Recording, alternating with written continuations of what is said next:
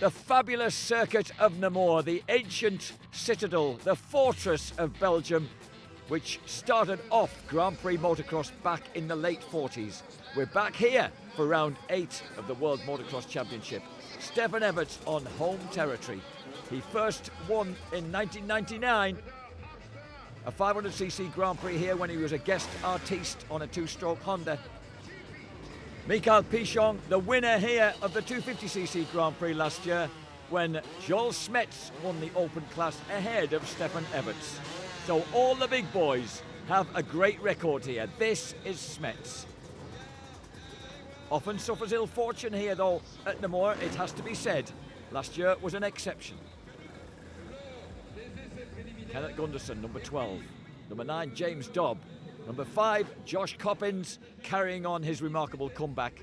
EVERTS in pole position, Pichon second, SMETS third ahead of Gunderson, Coppins, Dobb, Gordon Crockard and Marnik Vervoorts. The fabulous citadel of Namur once again welcomes top-class motocross. The first ever 500cc Grand Prix was held here in 1957. The place absolutely reeks history. The wide open left-hander. And Joel SMETS is the man who rips to the front ahead of the Suzuki and 2 Yamahas. Stefan EVERTS in second place, Pichon third. And then it's down through the woods, the amazing woodlands that they rattle through at unbelievable speeds. There's a couple of tarmac road crossings. They've long since put dirt over the 100-metre tarmac stretch past the Monument Cafe, but it is still a fabulous one-off circuit. SMETS leads it ahead of Stefan EVERTS and Mikael Pichon. There's Coppins, number 5, flashing through the picture. Oof, and collisions on this narrow circuit as it goes through the woods. 4th place for Marnik Vervoorts. 5th for James Dobb. Great start for the 2001 125 world champion, who won here that year despite having just broken his collarbone in Sweden. SMETS through the trees, the dappled light, the sunshine, the adverse cambers, the ruts, the twists and the turns. A truly stupendous circuit. And then the sharp right turn and the huge climb up through the woods, across the plateau. Dobb finds both the Motor X Kawasaki's hanging onto his rear fender. This is the terrific uphill climb back onto the esplanade in front of the main grandstand. It truly is an awesome place. Joel SMETS in the lead, Stefan EVERTS second. No Belgian crowd could want more than that at the end of the first lap, except to have it at the end of the final lap.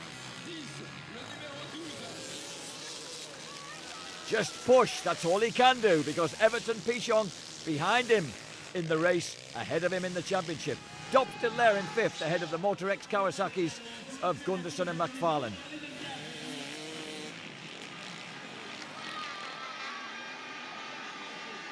Stefan tackling Joel SMETS as they leap past the Monument Cafe along the stretch that used to be tarmac in the distance there. Then they turn right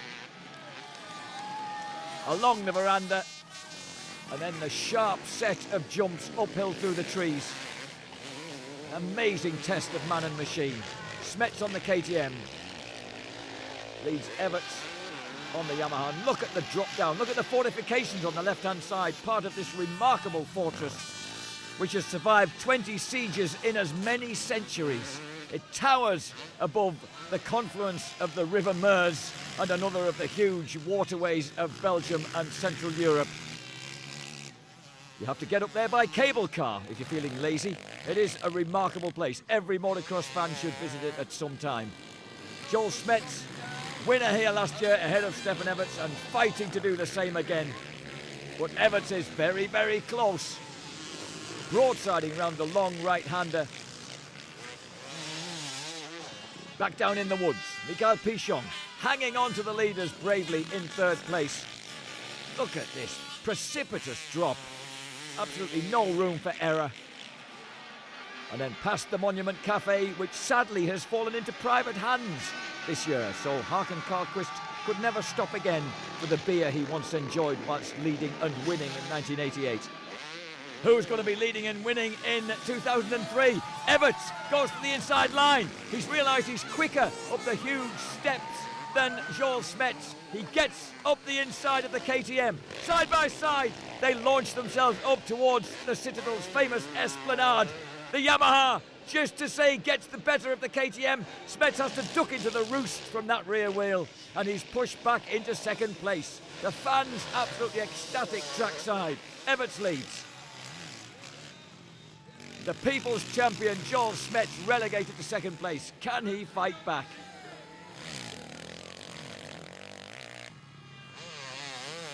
Belgium, possibly the greatest motocross nation there has ever been. Two of its greatest heroes here on home turf, fighting it out at Namur. Look at that fabulous stadium in the background. Everts leads. Second place Smets, 3 seconds adrift, Michael Pichon. Fourth Bevolts, fifth, a strong ride from James Dobb at last, ahead of Andrew McFarlane. Reeking atmosphere here. Stefan Everts once again competed in and won the 125cc Motocross Grand Prix for win number 62 in his career. That was this morning. This is midday. The battle is on in the heat of the midday sun with a bit of protection from the trees. Even a Finnish flag being flown here as we watch the battle between Everts and Smets.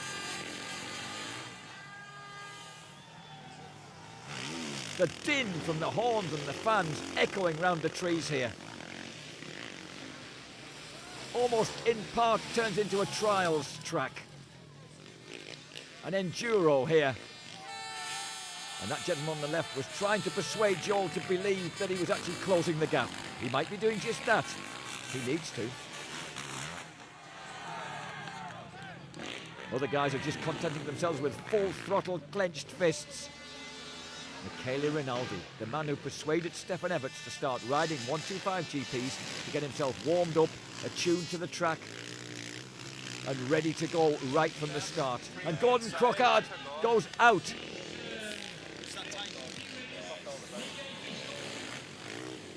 A sympathetic Roger Harvey, Honda UK boss, listens to the Irishman's sad tale of woe, but no such tale so far for James Dobb, now riding the 450cc four-stroke factory KTM and riding it excellently in 5th place.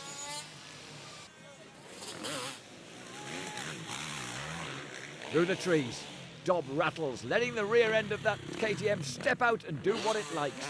The strong, tall Derbyshireman, 30 years old now, from Ripley, near Derby. Oh, Stefan Everts, absolutely speedway style through the arena. He's having a ball on that Rinaldi Yamaha. Oof, not so, the KTM. Joel Smets, a real bum-tightening moment for him as he dropped off one of the steepest descents then. He's keeping that 1.6 second gap though on the leader. Harry Everts, Stefan's dad, looking anxious in the corner of our screen just then. He knows that the pressure's on his son. When Harry won his first World Championship at 23, Stefan was just 3 years old. Now here he is at 30, being chased by the 34-year-old Joel Smets. Underneath the footbridge of this famous park, this circuit goes skittering through, alongside Namur Castle, the open-air theatre, the cannon, the fortifications, the whole astonishing place. Monique Bevolts still riding strongly here at Namur, the man who's been 4 times second in the World Championship, but James Dobb has him in his sights. Dobber is beginning to close the gap on the second Yamaha. Bevolts 4th, Dobb still 5th.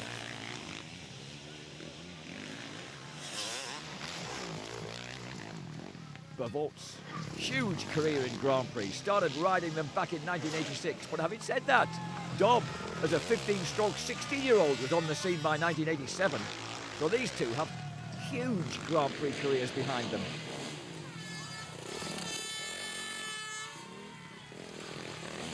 Bevolts suffered terminal damage to his confidence when he led Stefan Everts by over 70 points in 1996, yet still lost the championship.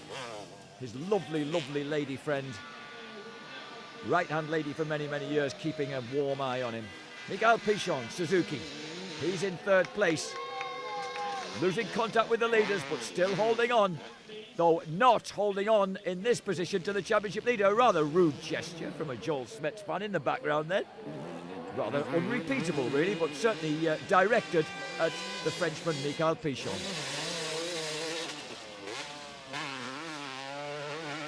Pichon launches up that astonishing series of steps. Walking up there is a real trial, I can tell you. It's hard work. Pichon's very potent 252 stroke comes to the top of the hill. Here's Stefan Everts. He's onto his final lap, and he's opened up just a bit of an advantage over his gallant pursuer, Joel SMETS. SMETS, though, hasn't given up yet. 2.1 second gap. You can just glimpse him through the trees, constantly, tantalisingly. Dropping downhill. The Belgian flags waving, the Belgian arms waving.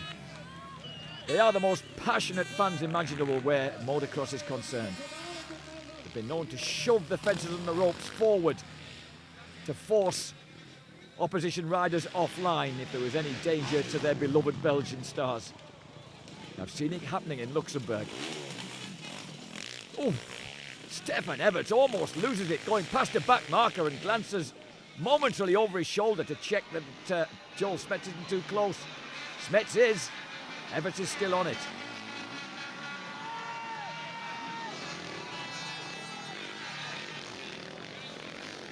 SMETS swings wide. He's caught some of the trackside banner in the rear wheel. Stefan Everts could be in trouble. That green binding is on his back wheel. Has SMETS seen it? Everts powering uphill, but that will definitely affect the power of the Yamaha. SMETS is closing all the time up the hill. There's only a couple of 100 metres to go. Stefan Everts glances over his shoulder again. He knows that he's got company. He's nearly off it over the jump. That stuff in his rear wheel must be acting as if the rear brake is on all the time, binding, slowing him down. He knows he's nearly there. He's got to keep going. Joel SMETS, desperate to get on terms. Round the final corner. Everts holds on by about 10 metres from a disconsolate Joel SMETS, who knows he was desperately close to another victory here at Namur. Miguel Pichon well out of touch with the leaders, but a solid third place won't be quite good enough to retain his lead in the World Championship. That will go to the man who's just won yet another Grand Prix here at Namur, Stefan Everts.